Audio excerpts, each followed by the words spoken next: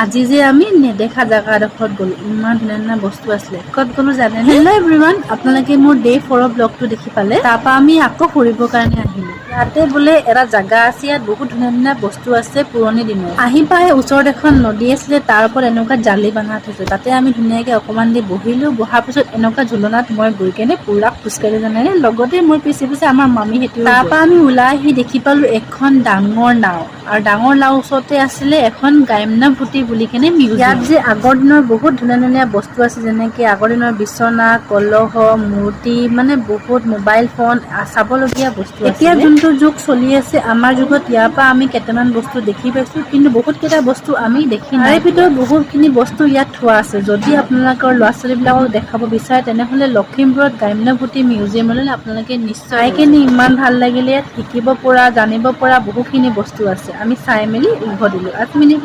বাই।